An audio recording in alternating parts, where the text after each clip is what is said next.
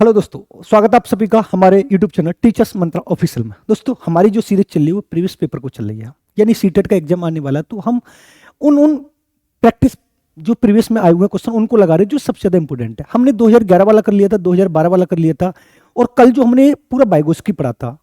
आज जो हम करने जा रहे हैं वो बात करेंगे 2013 की, कि 2013 में सीडीपी के कौन कौन से क्वेश्चन आए थे। चैनल पर नए हो तो चैनल को सब्सक्राइब कर लेना, बेल आइकन ऑल को प्रेस कर लेना, जिससे आने वाले वीडियो का नोटिफिकेशन आपको मिलता रहेगा। चलते हैं पहले क्वेश्चन की तरफ। और मैं आपसे ये वाली बात भी बोलता हूं कि आप कॉपी पेन लेके बैठा करें, क्योंकि मैं आपको साथ ही साथ में नेगेटिव और पॉजिटिव वर्ड भी बताता चलता हूं, जिससे आपको बेनिफिट भी रहता है। पहला क्वेश्चन आपकी स्क्रीन पर आ चुका है।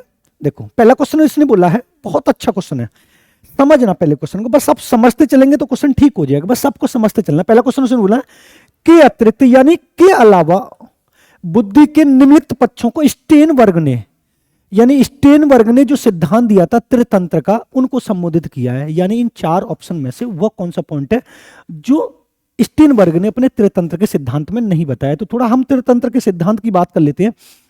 जो त्रितंत्र का सिद्धांत कहता है दोस्तों, उसके बारे में हम बात कर लेते हैं, ये कहता क्या है। तो इन्होंने त्रितंत्र के सिद्धांत में तीन शब्द बताए थे। देखो, पहला बताया था संदर्भात्मक, अब अपने आप आराम से लगा सकते हो,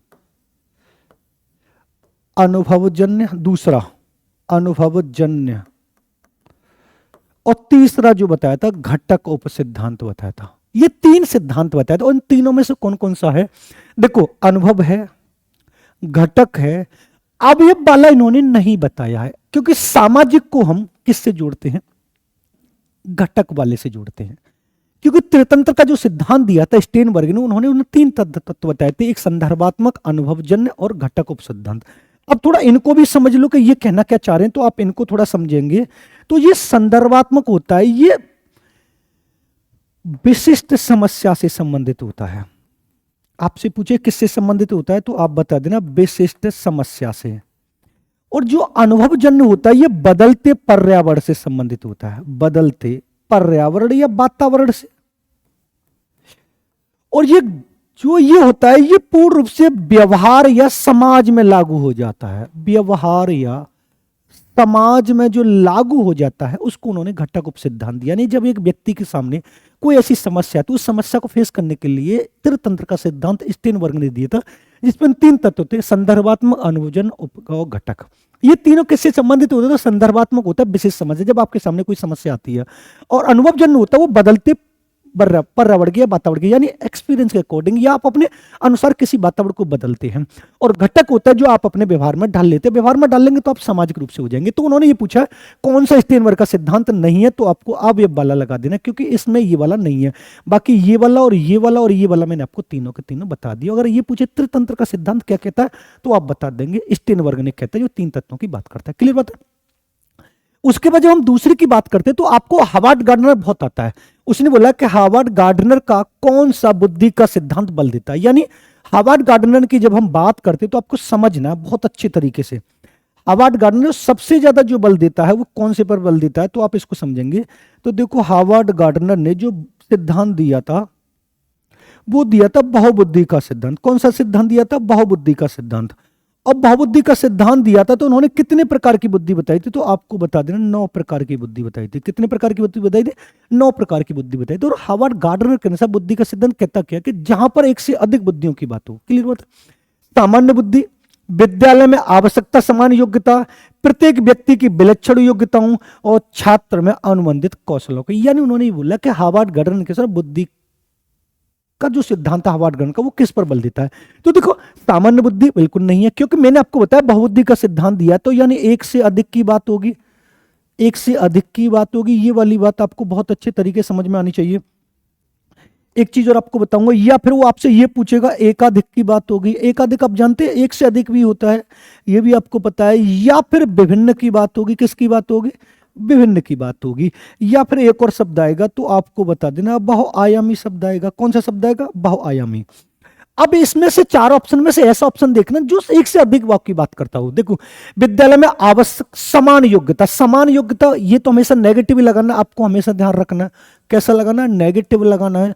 अब उसने छात्र में अनुबंधित कौशल ये भी है। विलक्षण मीन्स सबकी अपनी अलग अलग है। जब सबकी अपनी अलग अलग है तो बहुआयामी या विविध है। तो राइट आंसर हमारा कौन सा हो जाएगा? तीसरा हो जाएगा कि प्रत्येक व्यक्ति की अपनी विलक्षण योग्यता, यानी एक से अधिक योग्यता होती है, सबकी अपनी अलग अलग योग्यता होती है। वो कौन सा सिद्धांत कहलाता है? तो आपको बता देना, हार्वर्ड गार्डनर का बहुबुद्धि का सिद्धांत कहलाता है। जिन्होंने कितने प्रकार की बुद्धि बताई? तो आपको बता दें 9 प्रकार की बुद्धि बताई थी। कितने प्रकार की बुद्धि बताई थी? 9 प्रकार की बुद्धि बताई थी। क्लियर बात है? 9 प्रकार की बुद्धि को डिटेल में हम पढ़ लेंगे जब ये क्वेश्चन मिलेगा।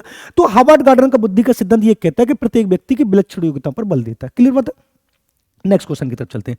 तीसरा उसने पूछा है कि एक वो थ, फ और च ध्वनियां हैं। अब यहां पर दो चीज समझनी है आपको।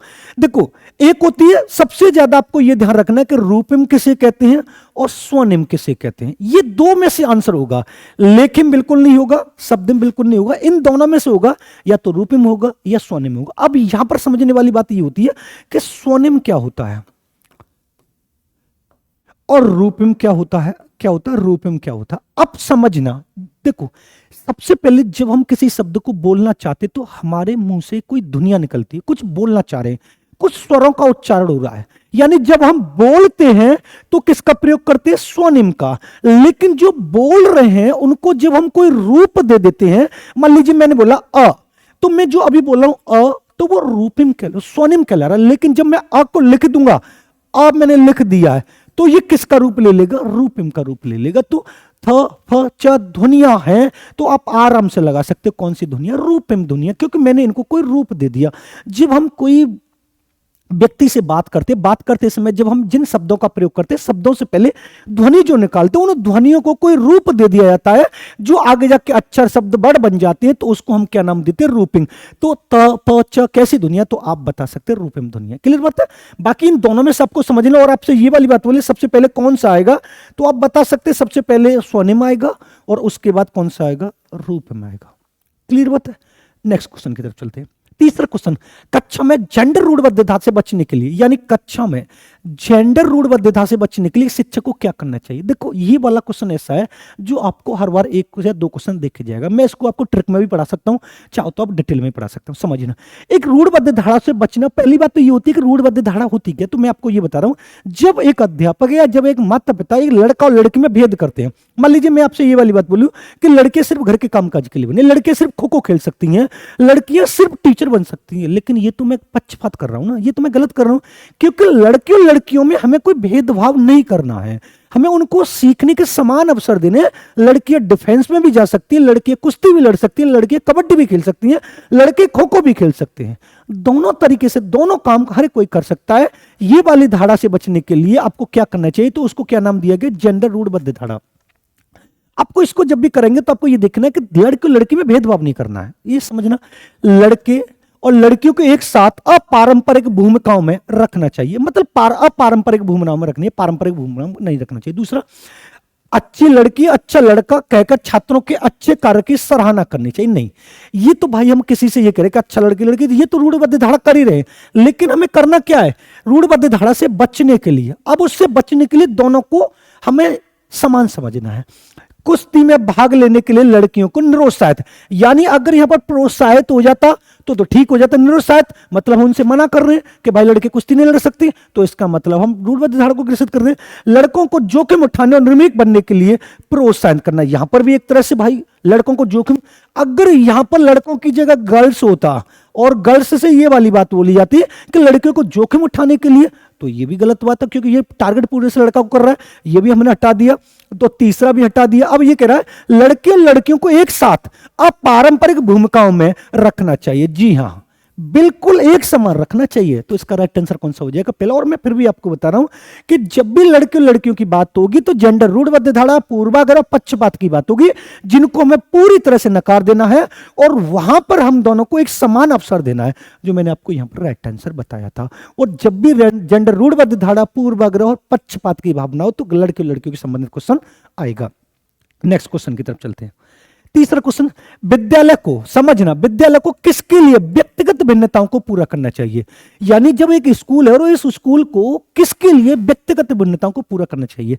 अब आपके दिमाग में ये वाली बात होनी चाहिए कि व्यक्तिगत भिन्नता कितने किसी हैं, यानी संसार में कोई भी दो व्यक्ति एक समान नहीं होती, यानी लड़का लड़की सब एक दूसरे से भिन्न होते हैं, कोई बुद्धि के आधार पर, कोई शरीर के आधार पर, कोई रंग के आधार पर, कोई पर्सनैलिटी के आधार, हर किसी तरह से कोई ना कोई भिन्न होता रहता है। तो इसके बारे में उन्होंने किस पर भिन्नताओं को पूरा करना चाहिए, ये वाली बात वो कर रहा है। तो देखते हैं किसकी भिन्नताओं को पूरा करना चाहिए।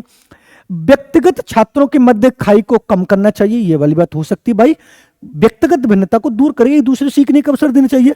छात्रों के निष्पादन और योग्यताओं को समान करने, अगर कहीं पर योग्यताओं को समान करने की बात आती है, मैं आपसे ये बोलूं कि एक बालक के सीटेट में 130 नंबर आ रहे और एक बालक के सीटेट में 100 नंबर आ रहे, दोनों को बराबर लेके आओ, ये तो गलत हो जाएगा, क्योंकि उस 130 वाला अपने योग्यता के बल पर लेके आए, तो एक समान योग्यता नहीं करेंगे, ये इसको हटा देते हैं। यह समझने के लिए कि क्यों शिक्षार्थी सीखने के योग्य है अयोग्य।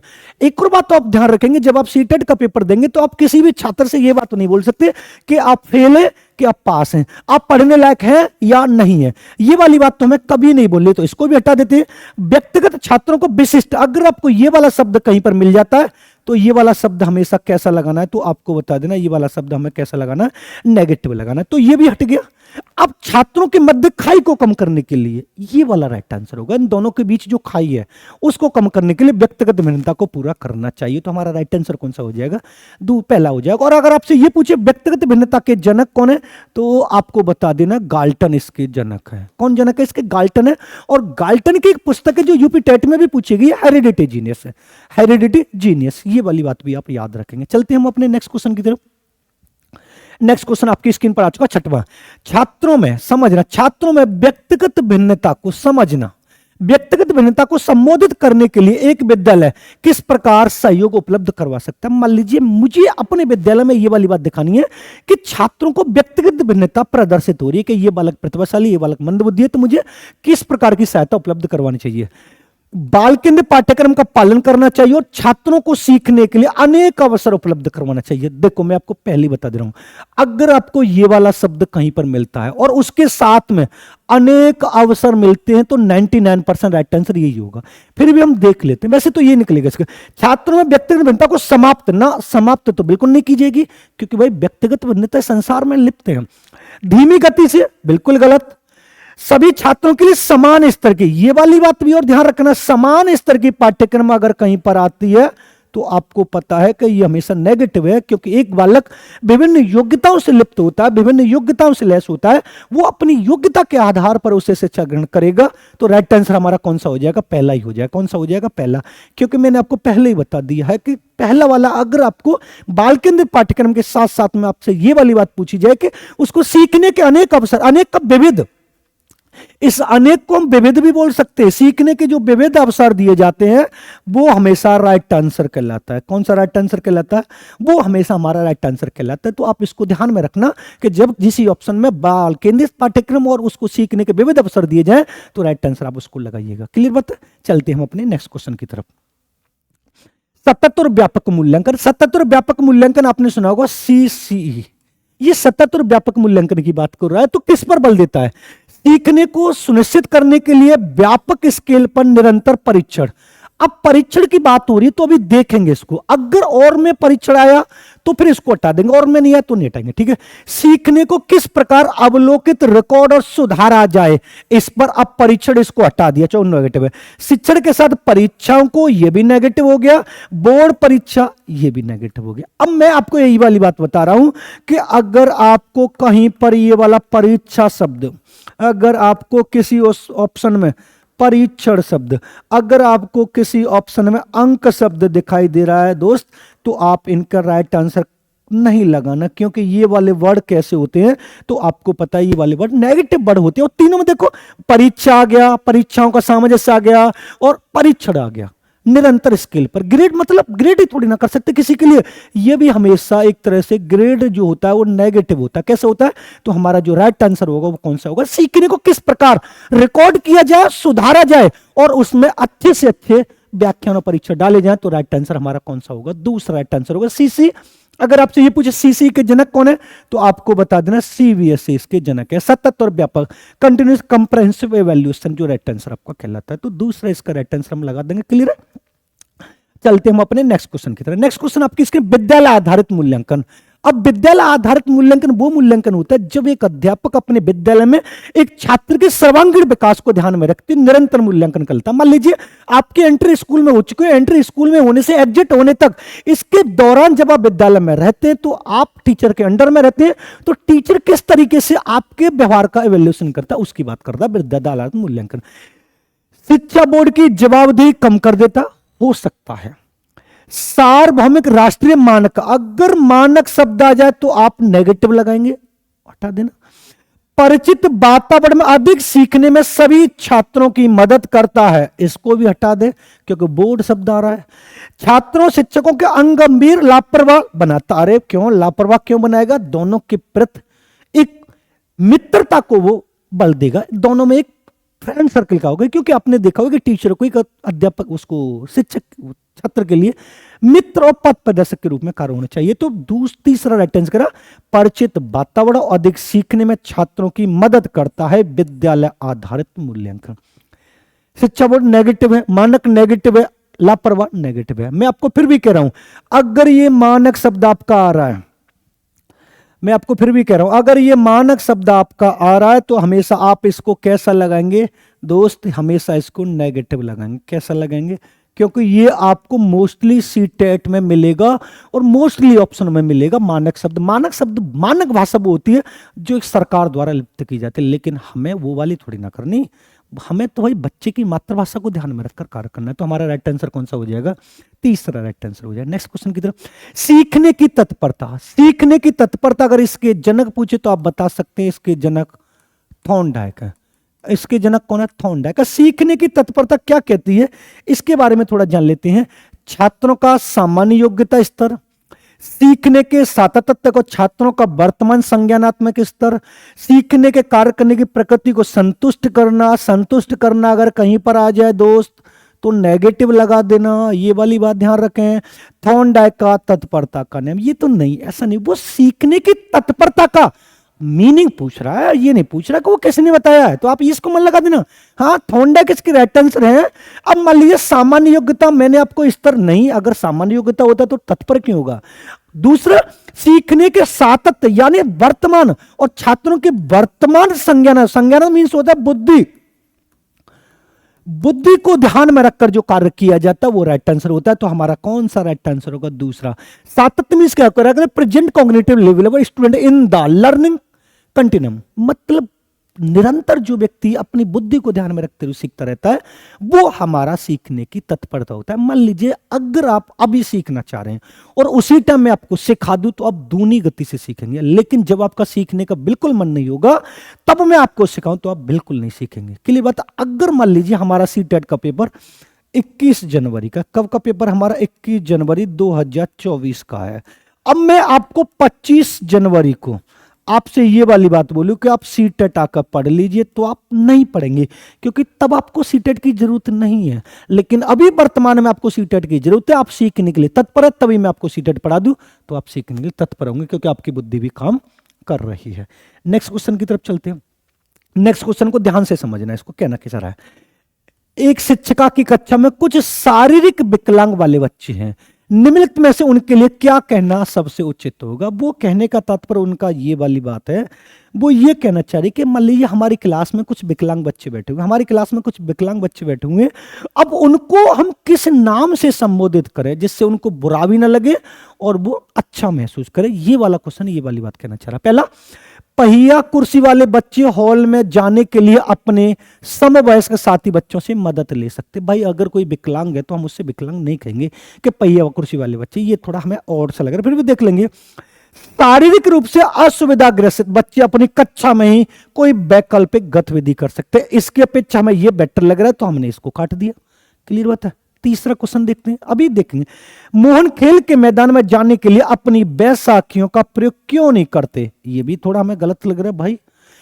पोलियोग्रस्त बच्चे अब एक गाना प्रस्तुत करेंगे, ये भी गलत है। यानी उन्होंने देखो विकलांगता का मतलब होता है एक दिव्यांगता। अब जो आरपीडब्ल्यूडी 2016 के अनुसार 21 प्रकार की दिव्यांगता को बल दिया गया, ये वाली बात आपको समझनी है। अब मैं आपसे ये वाली बात बोलूं कि मान लीजिए कोई विकलांग है, कोई लूला है, कोई लंगड़ा है, कोई अंधा है, कोई बहरा है, अब उनको मैं ये ना कह के विकलांग ये ना कह के अंधे बच्चे इधर आओ, बहरे बच्चे इधर आओ, या मिर्गी वाले बच्चे इधर आओ, ये ना कह के मैं उनसे ये कहूंगा शारीरिक रूप से जो विकलांग बच्चे हैं वो बाहर न जाकर अपनी ही क्लास में कोई भी गतिविधि कर सकते जो उनको फेवरेट लगती है, जो पसंद लगती है। तो बच्चे भी ये कहेंगे हाँ हमें अच्छी तरीके से बोला जा रहा है। जो हमारा राइट आंसर कौन सा कहना चाह रहा है? दूसरा राइट आंसर ये तो कह रहा है कि शारीरिक रूप से असुविधा, जिनको सुविधा नहीं मिल पा रही, असुविधाग्रस्त बच्चे क्लास में ही कोई वैकल्पिक जो आपका मन हो वो गतिविधि कर सकते हैं। राइट आंसर वो वाला खिलाएगा। क्लियर बात है? नेक्स्ट क्वेश्चन की तरफ चलते हैं।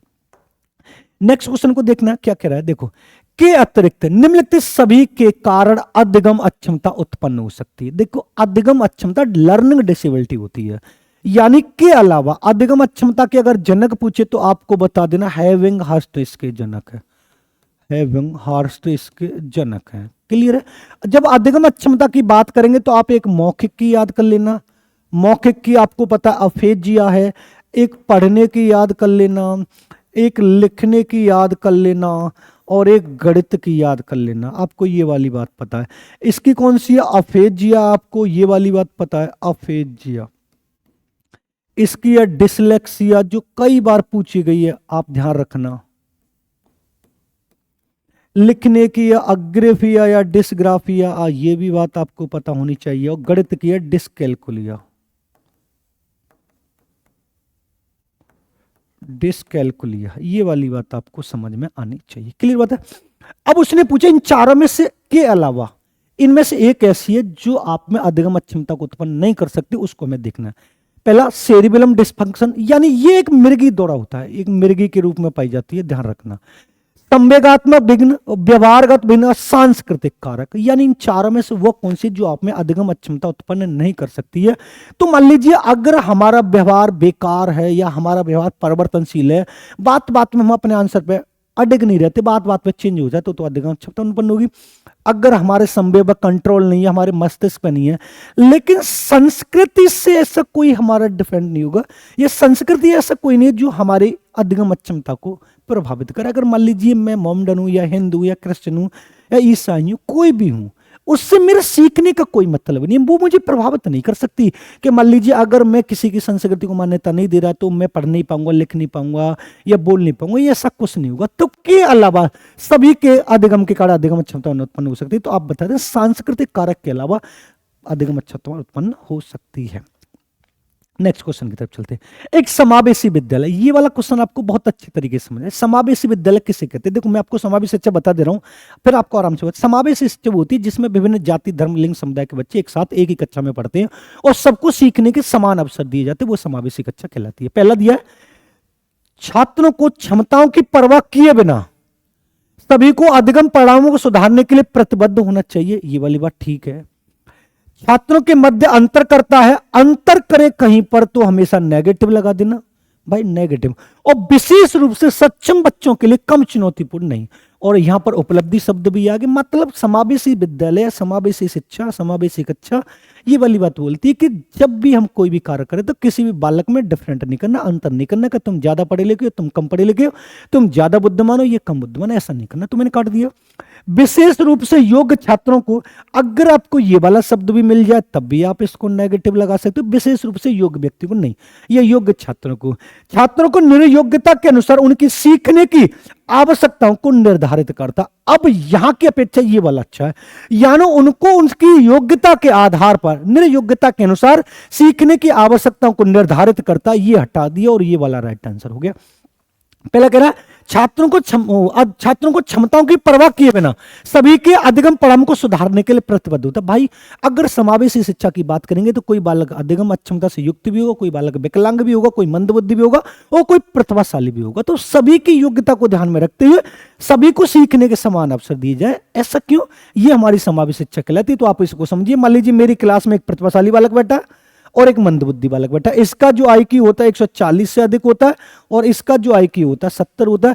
अब मान लीजिए 70 वाले के लिए मैं 40 वाला और 40 वाले के लिए मैं 70 वाला प्रयोग कर दूं, ये तो पॉसिबल नहीं हो पाएगा, क्योंकि अगर मंदबुद्धि बालक के लिए मैं कोई परीक्षण तैयार कर रहा हूं तो उसको प्रतिभाशाली पे कैसे टेप सकता हूं, और प्रतिभाशाली के लिए जो मैंने तैयार किया उसको मंदबुद्धि पे कैसे लगा सकता हूं। तो मैं उनको उनकी योग्यता के अनुसार, योग्यता को ध्यान में रखते जो सीखने के अवसर उपलब्ध कराता हूं, वो हमारा क्या कहलाता है, समावेशी शिक्षा कहलाता है। आपको ये वाली बात समझ में आनी चाहिए। क्लियर बात है। नेक्स्ट क्वेश्चन की तरफ चलते हैं। प्रतिभाशाली छात्र, देखो समझना, प्रतिभाशाली छात्र हमेशा एक चीज याद रखना, वो समस्या से संबंधित हो सकता है, लेकिन अगर आपसे ये पूछे जाए कि प्रतिभाशाली बालक हमेशा सफल होंगे, ये आप हमेशा नेगेटिव लगाना। अगर वो ये पूछे कि प्रतिभाशाली बालक हमेशा सफल होते, तो इसको आप हमेशा गलत लगाना, हमेशा सफल होते नहीं, ये वाली बात गलत है, क्योंकि प्रतिभाशाली बालक कभी कभी किसी न किसी एग्जाम में फेल हो जाते, बेशक वो गॉड गिफ्टेड से, उनके आईक्यू 140 से अधिक, इससे कोई मतलब नहीं होता। ऐसे सहयोग की आवश्यकता होती जो सामान्यतः विद्यालय द्वारा उपलब्ध नहीं कराई जाते। हाँ, ये वाली बात ठीक हो सकती है। शिक्षक के बिना अपने अध्ययन को व्यवस्थित कर लेते, ये भी ठीक है। अन्य छात्रों के लिए अच्छे मॉडल बन सकते, ये भी ठीक है। अधिगम निर्योग नहीं कर सकते, ये वाली बात गलत है। अब इन तीनों में से हमें बेटर ऑप्शन देखना है कि प्रतिभाशाली बालक कौन सा हो सकता है। तो पहला गया, ऐसे सहयोग की आवश्यकता होती है जो सामान्यतः विद्यालय द्वारा उपलब्ध नहीं कराए जाते। ये वाला जो ऑप्शन हमें जो लग रहा है, ये थोड़ा हमें मंदबुद्धि बालक के लिए लग रहा है। किसके लिए लग रहा है? मंदबुद्धि बालक के लिए। तो इसको थोड़ा हटा देते हैं हम। शिक्षक के बिना अपने अध्ययन को व्यवस्थित कर लेते, ये थोड़ा ठीक लग रहा है। अभी हमने पहला वाला हटा दिया और ये वाला हटा। अन्य छात्रों के लिए अच्छे मॉडल बन सकते, ये थोड़ा हमें बेटर ऑप्शन लग रहा है, क्योंकि मान लीजिए मॉनिटर क्यों बनाए जाते हैं? मॉनिटर क्लास के उस होशियार बच्चे को बनाया जाता है जो टीचर की अनुपस्थिति में क्लास को मेंटेन कर रखे, तो वो अन्य छात्रों के लिए अच्छे मॉडल बन सकते हैं। प्रतिभाशाली बालक, वो हमेशा राइट आंसर होता है। क्लियर बात है। अगर इस वाले ऑप्शन की बात करते हैं, जो पहला वाला ऑप्शन है, तो पहला वाला जो ऑप्शन है वो मंदबुद्धि बालक, विकलांग बालकों के लिए सूटेबल हो रहा है, क्योंकि ऐसे सहयोग की आवश्यकता होती है। ऐसा सहयोग, वो सहयोग जो एक मंदबुद्धि बालक अच्छी तरह से सामान्य विद्यालय में, सामान्य कक्षा में, सामान्य अध्यापक के साथ लाभ नहीं उठा पा रहा, तो उसे ऐसे सहयोग की आवश्यकता होती है जो उसके लिए वैलिड होता है। तो हमारा राइट आंसर कौन सा हो जाएगा? तीसरा राइट आंसर हो जाएगा। क्लियर। नेक्स्ट क्वेश्चन, के कारण प्रतिभाशालीता होती है? उसने पूछा किसके लिए या किसके लिए, किसके कारण एक बालक में प्रतिभाशीलता या प्रतिभाशाली बालक होता है? आनुवंशिकता, वातावरणीय, ए और दोनों, मनुष्य सामाजिक है। तो देखो मैं आपको एक बात बता दूं, फिर भी समझो, जिस ऑप्शन में आपको वंशानुक्रम और वातावरण एक साथ मिल जाए, राइट आंसर उसको लगा देना, राइट आंसर उसको लगा देना। अब देखो, पहला वंशानुक्रम, आनुवंशिक का दूसरा नाम क्या होता है? वंशानुक्रम, और वातावरण, राइट आंसर ए और दोनों, तीसरा हो गया। अब जरूरी ये नहीं कि वो प्रतिभाशाली की पूछ रहा है, बुद्धि की भी पूछ सकता है, वृद्धि और विकास की भी पूछ सकता है, क्रिएटिविटी की भी पूछ सकता है, किसी की भी पूछ सकता है, क्योंकि हमारा जो पूरा बॉडी स्ट्रक्चर है उसके बाद जो हम वातावरण में जन्म लेते हैं। मान लीजिए मैं अपनी बात करूं, तो मैं जो अभी आपके सामने खड़ा हूं, अभी जो मैं आपको पढ़ा रहा हूं, और जो मेरा पूरा बॉडी जो बना हुआ है वो मम्मी पापा की देन है। उसके बाद जो मैं पढ़ाने के लिए वैलिड हुआ वो किसकी देन है? वातावरण की देन है। ऐसा नहीं कि सारा काम वंशानुक्रम ही कर, नहीं, वंशानुक्रम का कार्य होता है हमारे शरीर का स्ट्रक्चर बनाना। उसके बाद जब हम इस पूरे शरीर को एक तरह से डालते हैं, अच्छी तरह से बनते हैं, कुछ व्यक्ति मैथ पढ़ा रहे, कुछ व्यक्ति हिंदी पढ़ा रहे, कुछ व्यक्ति सीडीपी पढ़ा रहे, तो ये सारे के सारे वंशानुक्रम वातावरण से निर्मित होते हैं। और मैं आपको फिर भी बता रहा हूँ, क्वेश्चन कोई सा भी हो, XYZ, उससे आप टेंशन मत लीजिए। जिस ऑप्शन में आपको वंशानुक्रम वातावरण एक साथ मिलते हैं, राइट आंसर आप उसको टिप दीजिए, हमेशा मिलेगा। तो राइट आंसर कौन सा हो जाएगा? तीसरा हो जाएगा। नेक्स्ट क्वेश्चन की तरफ चलते हैं। नेक्स्ट क्वेश्चन क्या कह रहा है, थोड़ा इसको समझिए। बच्चों में सीखने और सुनने के लिए अधिगम योग्य वातावरण के लिए निम्नलिखित कौन सा उपयुक्त है? मान लीजिए मैं अपनी क्लास का एक ऐसा माहौल तैयार करना चाह रहा हूं जो सबसे बेस्ट हो, जिसमें आप बहुत अच्छे तरीके से सीख सकते, तो मुझे कौन सा वातावरण करना चाहिए? एक लंबे समय के लिए निष्क्रिय, निष्क्रिय शब्द आ गया तो नेगेटिव हो गया, इसको तो वैसे उठ गया। निरंतर गृह कार्य, अगर निरंतर की बात हो और गृह कार्य की हो तो भैया इसको भी नेगेटिव लगा दो। सीखने वाले द्वारा व्यक्तिगत कार्य करना, हो सकता है, देख लेंगे। छात्रों को कुछ यह छूट देना कि क्या सीखना है और कैसे सीखना है, हमेशा ये बेटर ऑप्शन होता है। भाई अगर मैं आपको ये वाली बात बोलूं कि थोड़ा आप भी तो बताइए कि आप क्या सीखना चाह रहे हो और कैसे सीखना चाह रहे हैं, मैं ही आपके ऊपर टिपता रहूं, नहीं, कुछ मैं आपके भी बोलूं, राइट आंसर कौन सा हो जाएगा? तो हमारा डी हो। सीखने वाले द्वारा व्यक्तिगत कार्य करना, यार मेरी भी तो भूमिका होगी ना उसमें, मेरी भी तो भूमिका होगी, तो उनको ये क्या सीखना, थोड़ी कुछ मिस होता, थोड़ी सी भी छूट देना। अगर ये ऑप्शन ना हो तो फिर हमेशा ये वाला ऑप्शन इसका राइट आंसर लग जाएगा। नेक्स्ट क्वेश्चन की तरफ चलते हैं। गतिक कौशलों में, ये वाला क्वेश्चन बहुत बार रिपीट हुआ है, गतिक कौशलों में अधिगम निर्योग्यता क्या कहलाती है। अब मैं आपको एक बात ये बताता हूं कि जो गतिक कौशल होते हैं वो किससे संबंधित होते हैं, तो आपको समझना है शरीर से संबंधित होते हैं। किससे संबंधित होते हैं? शरीर से संबंधित। और शरीर में जो गतिक कौशल है वो दो प्रकार के पाए जाते हैं। किस किस में पाए जाते हैं? एक पाए जाते हैं सूक्ष्म और एक पाए जाते हैं स्थूल। एक क्या पाया जाता है? स्थूल पाया जाता है। अब ये वाली बात हमें समझनी है। डिसकैलकुलिया किसके लिए प्रयोग की जाती है? तो आपको बता देना, गणित के लिए प्रयोग की जाती है। किसके लिए प्रयोग की? गणित के लिए। डिसलेक्सिया किसके लिए प्रयोग की जाती है? तो आपको बता देना, पढ़ने के लिए। डिस्पेजिया किसके लिए प्रयोग की जाती है? तो आपको बता देना, मौखिक के लिए। बच्ची कौन सी हमारी? डिस्प्रेक्सिया। राइट आंसर हमारा ये हो गया। अब सूच मीन्स क्या होता है? छोटा। जब ये व्यक्ति, जैसे सूच मीन्स क्या होता है? फुदकना, फुदकना, लिखना। और स्थूल मीन्स क्या होता है? दौड़ना, कूदना। जब कोई भी कार्य करते समय हम बड़े बड़े स्टेप में करते हैं तो वो स्थूल कहलाती है, और जब हम छोटे छोटे स्टेप में करते हैं वो सूक्ष्म कहलाती है। जब इन दोनों को नहीं कर पाते हैं तब आप अक्षम कहलाते हैं, तब आप निर्योग्य कहलाते हैं, जो डिस्प्रेक्सिया के रूप में प्रयोग की जाती है। क्लियर बात है? समझ में आ गया? अगर ये पूछे गणित से संबंधित कौन सी है तो डिस्कैलकुलिया बताएंगे, पढ़ने से संबंधित को डिसलेक्सिया बताएंगे, और मौखिक से संबंधित कौन सी होती है तो आप बताएंगे अफेज्य बताएंगे। नेक्स्ट क्वेश्चन आपकी स्क्रीन पर आ चुका है। अधिगम निर्योग्यता। अगर इसके जनक पूछे तो मैंने पहले भी बता दिया, आप इसके जनक बता सकते हैं, हैविंग हर्स्ट है। इसके जनक कौन है? हैविंग हर्स्ट है।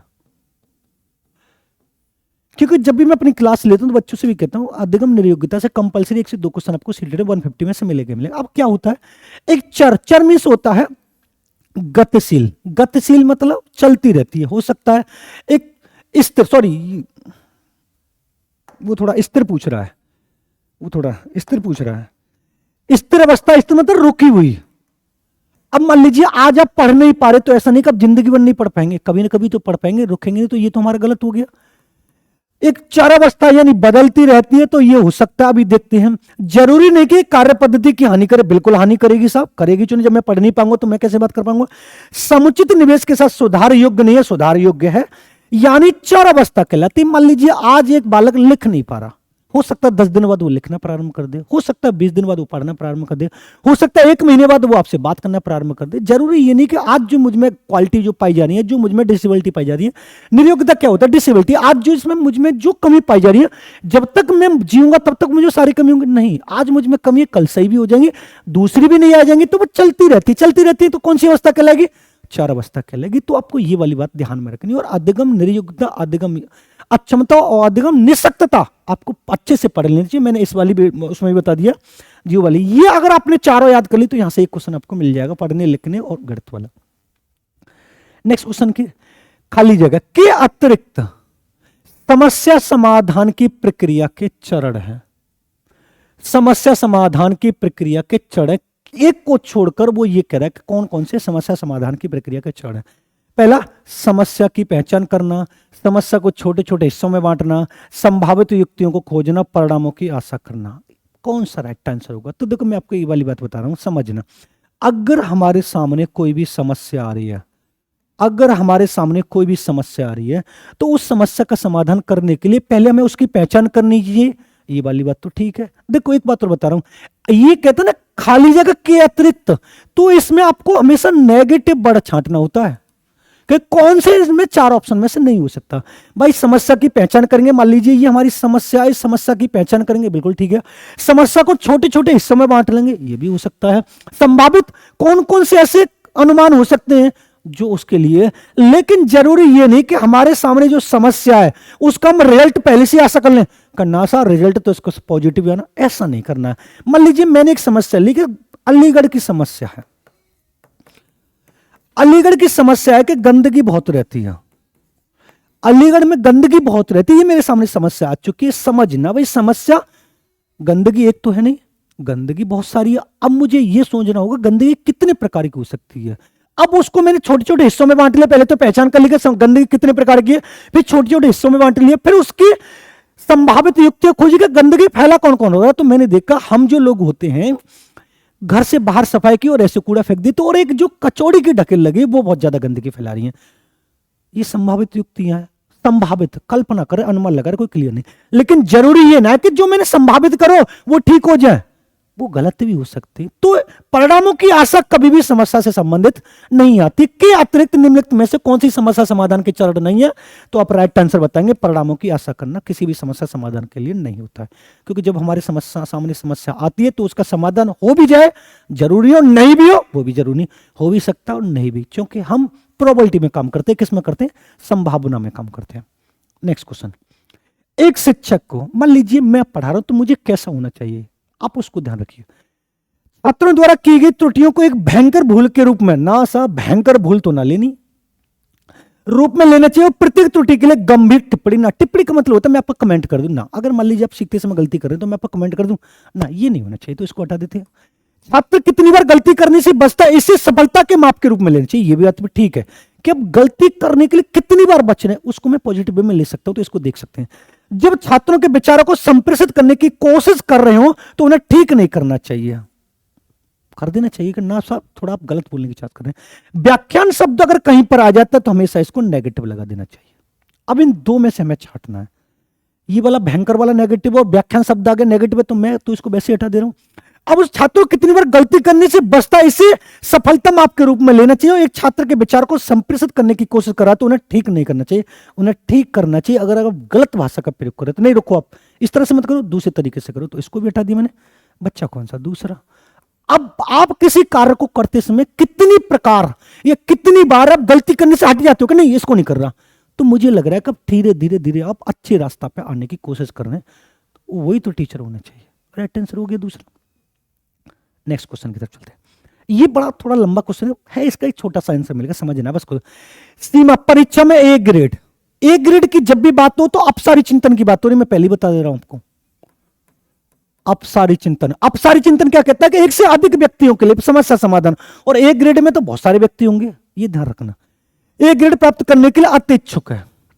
जब वो परीक्षा भवन में दाखिल होती है तो परीक्षा प्रारंभ होती है, वो अत्यधिक नर्वस हो जाती है, उसके पांव ठंडे पड़ जाते हैं, उसके हृदय की धड़कन बहुत तेज हो जाती है और वो उचित तरीके से उत्तर नहीं दे पाती। इसका मुख्य कारण क्या हो सकता है? मान लीजिए आप लोग भी होंगे, आप लोगों के सर जैसे पेपर नजदीक आता रहता है तो हमें डर लगने लगता है, वो पेपर से हमें डर लगता है, फिर आते हुए क्वेश्चन भी हमारे गलत हो जाते हैं। इसका मेन कारण क्या, तो समझा।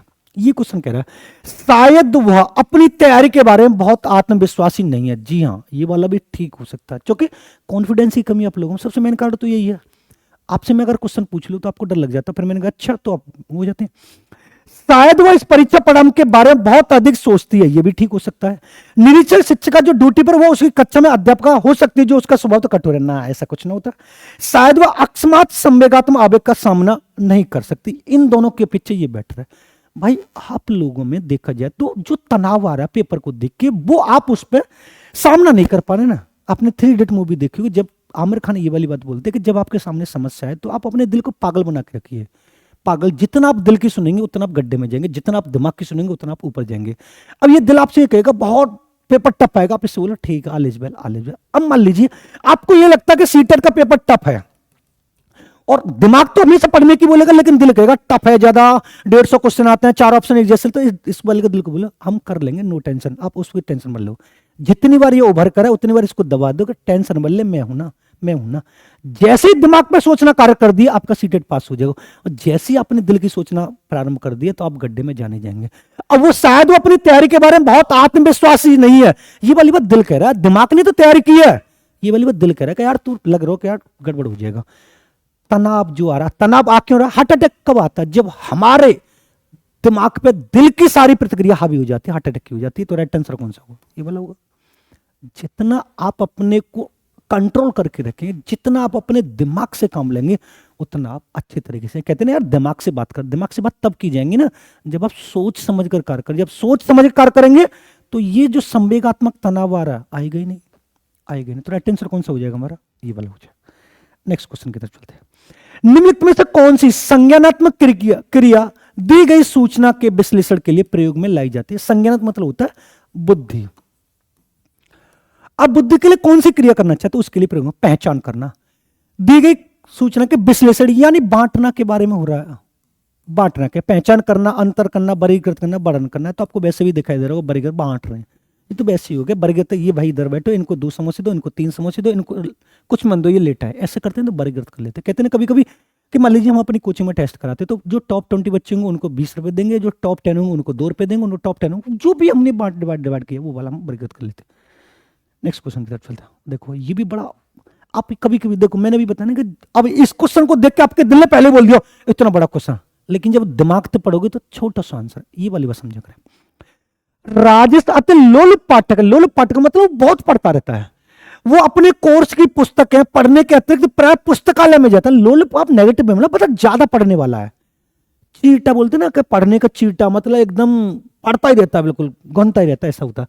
पुस्तकालय जाता है और भिन्न प्रकरणों पर पुस्तकें पढ़ता है। इतना ही नहीं, राजेश भोजन अवकाश में भी अपने प्रोजेक्ट कार्य करता है।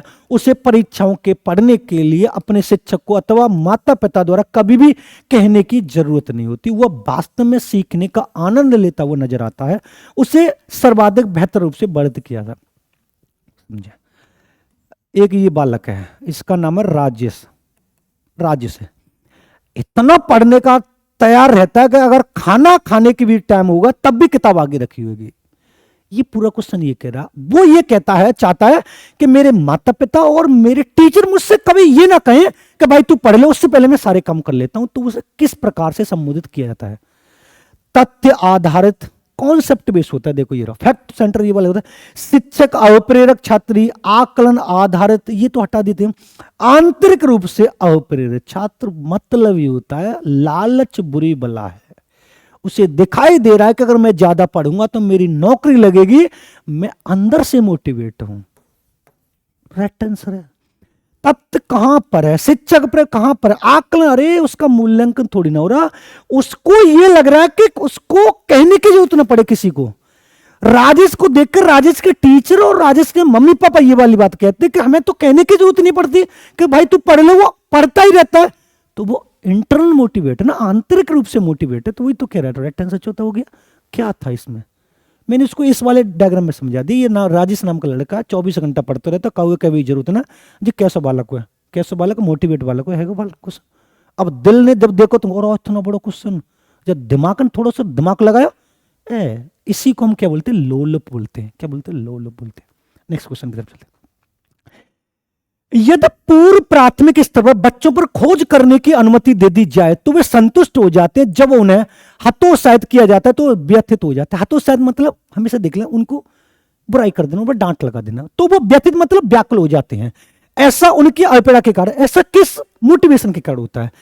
अपनी उपेक्षा को कम करने, उपेक्षा को कम करने के लिए, उपेक्षा इस दर के अंदर रिड्यूस क्यों करा, कक्षा के साथ संबंध होने, कक्षा में अव्यवस्था फैलाने, अपनी शक्तियों का उपयोग करने। उसने बोला है कि यदि पूर्व प्राथमिक स्तर बच्चों पर खोज करने की अनुमति दी जाए तो वो संतुष्ट हो जाते हैं।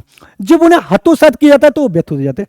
मतलब जब हमने कुछ कार्य करने के लिए बोलते तो खुश हो जाते हैं, जब उनको डांट लगा देते तो वो व्याकुल हो जाते हैं। ऐसा किसके कारण होता है? उनकी उपेक्षा को कम करने के लिए। इतना तो वो जानते नहीं। पूर्व प्राथमिक की बात हो रही है, 0 से 2 वर्ष की बात हो रही है। कक्षा के साथ संबंध होने के, कक्षा में अवस्था फैला, अपनी शक्तियों का उपयोग करने के लिए। राइट आंसर कौन सा होगा? अपनी शक्तियों का उपयोग करने के लिए। भाई हमें उसे करने के लिए कार्य कर दिया तो ठीक रहेगा, नहीं हो तो नहीं होगा। तो राइट आंसर कौन सा हो जाएगा हमारा? ये वाला हो जाएगा। मानव बुद्धि एवं विकास की समझ शिक्षक को किस योग्य बनाती है? मतलब एक मानव को बुद्धि और विकास की समझ शिक्षक को किसके योग्य बनाती है? शिक्षण समय छात्रों के संवेगों पर नियंत्रण बनाए रखने के लिए, विविध छात्रों के शिक्षण के बारे में स्पष्टता, छात्रों को यह बताने में कि वे अपने जीवन में कैसे सुधार कर सकते हैं, निष्पक्ष रूप से अपने शिक्षण अभ्यास की बातों को नेगेटिव लगा देना, स्पष्टता की बातों नेगेटिव लगा देना, नियंत्रण की बातों नेगेटिव लगा देना। कौन सा राइट आंसर होगा बच्चा? ये कि छात्रों को यह बताने के लिए कि वो अपने जीवन में कैसे सुधार कर सकते हैं। मानव की बुद्धि और विकास, आपकी बुद्धि किस तरीके से कार्य कर सकती है और आपके घर में माहौल कैसा है जिसके आधार पर आपका ग्रोथ एंड डेवलपमेंट हो रहा है। तो मैं आपको बता सकता हूँ जीवन में आप किस क्षेत्र में जा सकते हैं। अगर मैं अपनी क्लास में बच्चों को ले रहा हूँ, मुझे बच्चे क्लास में कोई बंदा लग रहा है कि इंटेलिजेंट है, तो मैं उसे कहूंगा ना कि आप थोड़ा और अच्छे पढ़िए, डीएसएसपी निकालिए, केवीएस निकालिए, टेट से सुपर आप टॉपर करिए ना। मुझे लग रहा है ना, क्या लग रहा है? किसको देख? बुद्धि को देख के लग रहा है। तुम कैसे सुधार कर सकते हो बता सकता हूँ, तो राइट आंसर हो गया, इससे कोई प्रॉब्लम नहीं है। निम्नलिखित में से कौन सा कथन सत्य है? विकास और सीखना समाज सांस्कृतिक संदर्भों से अप्रभावित होता। बिल्कुल प्रभावित होता है साहब, संस्कृति से भी प्रभावित होता है। छात्र एक निश्चित तरीके से, अगर ये वाला शब्द आ जाए तो कैसा लगाना है खेलना संज्ञान और सामाजिक दक्षता के लिए सार्थक है। हाँ, ये वाली बात ठीक है, ये भी कट गया। शिक्षक द्वारा प्रश्न पूछना संज्ञान विकास में बाधक ना है, सहायता देता है। क्या देता है? सहायता। मैं आपको ये वाली बात बता रहा हूं, ये हमेशा संज्ञाना शब्द जो होता है वो कैसा शब्द है तो आपको बता देना कैसा शब्द, बुद्धि वाला शब्द। बच्चा कौन सा हमारा? तीसरा राइट आंसर बचा। कौन सा राइट आंसर बचा हमारा? तीसरा राइट आंसर बचा। तो राइट आंसर कौन सा? खेल संज्ञान। संज्ञान मीन्स क्या होता है? बुद्धि। सामाजिक, आपसे ये भी पूछते हैं किसके द्वारा एक बालक में सबसे ज्यादा सामाजिक भावना का विकास होता है, तो आप बता देना खेल के द्वारा एक बालक में सबसे ज्यादा सामाजिक भावना का विकास होता है। तो राइट आंसर कौन सा हो जाएगा? तीसरा राइट आंसर। नेक्स्ट क्वेश्चन की तरफ चलते हैं। बच्चे के विकास में वंशानुक्रम, आनुवंशिकता और वातावरण की भूमिका के बारे में निम्नलिखित में से कौन सा कथन सत्य है? यानी बच्चे के वंशानुक्रम वातावरण के बारे में निम्नलिखित में से कौन सा कथन सत्य है? समवयस्कों और पितृ या जीन्सों का सापेक्ष योगदात्मक नहीं होता, होता है, ये तो ठीक है। आनुवंशिकता और वातावरण एक साथ परिचालित नहीं किया तो होते हैं, ये वाली बात ठीक है। सहज रुझान वातावरण से संबंधित है, जबकि वास्तविक विकास के लिए आनुवंशिकता जरूरी है, ये वाली बात ठीक लग रही है। आनुवंशिक और वातावरण दोनों एक बच्चे के विकास में 50-50% योगदान देते हैं। इसके दोनों राइट आंसर है अकॉर्डिंग में। सीबीएसई किसको लगाता है वो आप देख लीजिएगा, क्योंकि अगर देखा जाए तो वंशानुक्रम भी 50% होता है, वातावरण भी होता है। अगर मेरे अकॉर्डिंग देखा तो 30-70 भी हो सकता है, ये भी राइट आंसर है। सहज रुझान वातावरण से होता है, जिस वातावरण में जैसा रहेंगे उसी के अकॉर्डिंग, लेकिन वास्तविक जो क्वालिटी आती है वो हमारे मम्मी पापा से आती है। तो इसके राइट आंसर दोनों में अकॉर्डिंग में लगा रहा हूँ। सीबीएसई ने किसको माना आप देख लीजिएगा, दोनों राइट आंसर इसके हैं। अगर मेरे अकॉर्डिंग देखा जाए तो मैं इसको टिक कर दूंगा, तीसरे वाले को, ठीक है। अगर आप भी आते हैं, अगर आपको लगता है कि मैं सही बता रहा हूँ तो तीसरा लगा लेना। अगर आपको लगता है चौथा, तो वो तो आपकी किस्मत भी बताएगा सीबीएसई किसको लगा रहा है, क्योंकि ऐसे क्वेश्चन रेट पर डलते हैं जो दोबारा से आंसर की चैलेंज करते हैं कि ये आपने आंसर गलती। कभी कभी सीबीएसई एक्सेप्ट भी कर लेता है कि हाँ मैंने गलती की, कभी कभी नहीं करता, ये वाली बात ध्यान में रखना। समाजीकरण मैं आपको बहुत अच्छे तरीके से पढ़ा चुका हूं। समाजीकरण से 100% एक नंबर आता है। समाजीकरण क्या होता है मैं आपको बता दे रहा हूं, देख लेना। जब हम किसी दूसरे समाज में जाते हैं और अपने आप को, अपने व्यवहार को उस समाज के अकॉर्डिंग संचालित करते हैं, समाजीकरण कहलाता है। यानी जब मैं अलीगढ़ का रहने वाला मैनपुरी में जाऊंगा तो मैनपुरी के रीति रिवाज, कायदे कानून, परंपरा, आदर्श, मूल्यों, संस्कृति, सभ्यता सबको अपने व्यवहार में डाल लूंगा और अपने व्यवहार को उन्हीं के अकॉर्डिंग संचालित कर दूंगा, समाजीकरण कहलाएगा। देखते हैं क्या कह रहा है ये वाला। शिक्षक एवं पढ़ाए गए के बीच संबंध, अरे नहीं। समाज के आधुनिकरण की प्रक्रिया, हाँ ये ठीक है, इसको कर देते हैं। समाज के मानदंडों के साथ अनुकूल, ये भी ठीक है। सामाजिक मानदंडों में परिवर्तन, कौन सा राइट आंसर होगा बताइए? समाज के आधुनिकीकरण की प्रक्रिया कहलाती है समाज के मानदंडों के साथ अनुकूलन। नहीं, अगर वहां पर कुछ व्यक्ति ऐसे मिल गए रूढ़बद्ध धारा वाले, तो भैया मैं कैसे वहां पर कर लूं? अगर मुझसे ये वाली बात बोले आश्रम बापू की पूजा कर, मैं क्या करने लगूं ये पूजा? तो मानदंडों के अनुकूल तो मैं वैसे नहीं करूंगा। पहला वाला मैंने भी काट दिया, बच्चे कौन से दो। समाज के आधुनिकीकरण की प्रक्रिया, ये हो सकता है। सामाजिक मानदंडों में परिवर्तन, ये भी हो सकता है। राइट आंसर किसको लगा देते हैं ये वाला? भैया मैं कई परिवर्तन कर लोगे, पहले मैं वहां पे जाके ढल लो ना। आधुनिकीकरण मुझे लगेगा कहा नहीं इस समाज को इस तरीके से ले जाए तो ठीक रहता है, सामाजिकरण क्या कहलाता है, दूसरा कहलाता है। Next question. एक पीटी खेल शिक्षक क्रिकेट के खेल में अपने छात्रों को क्षेत्र रक्षण को सुधारना चाहता है। निम्न में से कौन सी युक्ति छात्रों को अपना लक्ष्य प्राप्त करने में सर्वाधिक होगी?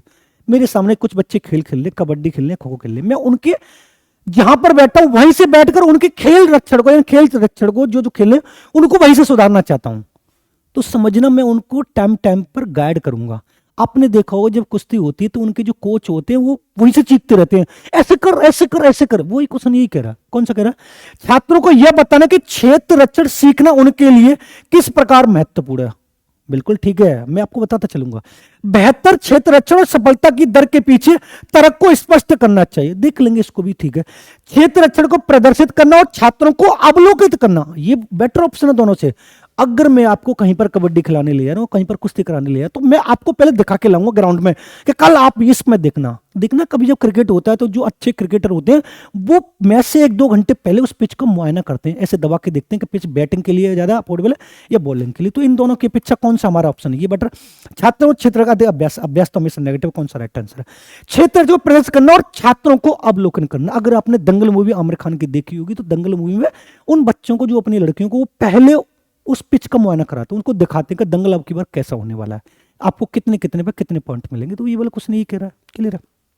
नेक्स्ट क्वेश्चन की तरफ चलते हैं। एक शिक्षिका अपने छात्रों को इस रूप में मदद करना चाहती कि वे एक स्थिति की अनेक दृष्टिकोणों की सराहना करें।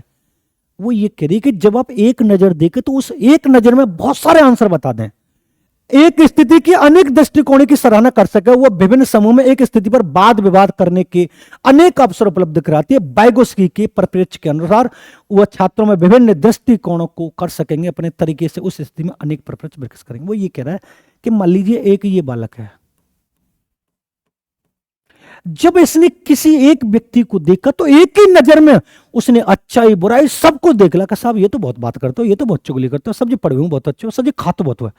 एक नजर दिखाई है, एक झलक में ही सब कुछ देख लिया उसने। वो ये कह रहा, अब वो वाइगोस्की के अनुसार कह रहा है, किसके अनुसार? वाइगोस्की के अनुसार, वाइगोस्की परिप्रेक्ष्य के अनुसार उसके छात्र विभिन्न दृष्टिकोणों को खाली जगह कर सकेंगे, अपने तरीकों से उस स्थिति के अनेक परिप्रेक्ष्य विकसित कर सकेंगे। क्या कहना चाह रहा? आत्मसात, निर्माण, संक्रियाकरण या तर्क संगत। निर्माण को उसने क्या बोला? कंस्ट्रक्शन। क्या हो सकता है बताइए? मान लीजिए जब इसने देखा तो आत्मसात करेगा, हो सकता है, निर्माण करेगा, हो सकता है, संक्रियाकरण हो सकता है, तर्क संगत कर रहा है। कौन सा राइट आंसर होगा? कौन सा राइट आंसर होगा भाई? जब एक पहलू के विभिन्न पहलू आ रहे हैं तो तर्क करने की बात कर रहे हैं, तो राइट आंसर कौन सा हो जाएगा? चौथा राइट आंसर हो जाएगा। कौन सा राइट आंसर हो? चौथा। तर्क कर रहा है। सीता ने हाथ, ये वाला क्वेश्चन बहुत ज्यादा आता है, ये गलत भी हो जाता है कभी कभी, थोड़ा समझना। सीता ने हाथ से दाल और चावल खाना सीख लिया। जब उसे दाल और चावल दिए जाते तो वह दाल और चावल मिलाकर खाने लगती। उसने चीजों को करने के लिए अपने स्कीमा में दाल और चावल खाने को क्या कर लिया? मान लीजिए मैंने आपको सिखा दिया कि अगर कहीं पर मानक शब्द आता है, अगर कहीं पर मानक शब्द आता है तो आप नेगेटिव लगाएं। आप सीटेट का पेपर 150 में दे रहे हैं, मैंने पढ़ाया सीडीपी में, आपको मैथ में मिलेगा, मैथ में भी लगा दो तो राइट आंसर मिलेगा। तो आपने करना क्या? यानी सीता नाम की जो लड़की है उसने जो दाल और चावल खाते हैं, हमारे यूपी में मान लीजिए चम्मच से खाते, बिहार में हाथ से खाते हैं, लेकिन हमने सीता नाम की लड़की है उसको दाल और चावल हाथ से खाना सिखा दिया। जैसे ही उसके सामने प्लेट आती है वो हाथ से मिलाकर खाने लगती है। तो उसने क्या कर लिया? समायोजित कर लिया, अनुकूलित कर लिया, समुचिता कर लिया, अंगीकार कर लिया। देखो समायोजित का मतलब होता है आप अपने व्यवहार को डाल लेना, अनुकूलित कर लेना इसका एक रूप हो सकता है कि जब हम परिस्थिति के अनुसार अपने व्यवहार को डाल लेते हैं। समुचितता ऐसा कुछ नहीं, लेकिन उसने उसको अपने में अंगीकार कर लिया है कि अब दाल चावल मुंह हाथ से खाने में टेस्ट लगता है, जब भी दाल चावल आएंगे मैं हाथ से खाऊंगा। तो राइट आंसर कौन सा हो जाएगा हमारा? अंगीकार हो जाएगा। ये था दोस्तों हमारा सीडीपी का आज का प्रैक्टिस सेट। आई होप आपको पसंद आया होगा। चैनल पर नए हो तो चैनल को सब्सक्राइब कर लेना, बेल आइकन ऑल को प्रेस कर लेना, जिससे आने वाले वीडियो का नोटिफिकेशन आपको मिलता रहेगा। मिलेंगे नेक्स्ट वीडियो में, तब तक सबको धन्यवाद।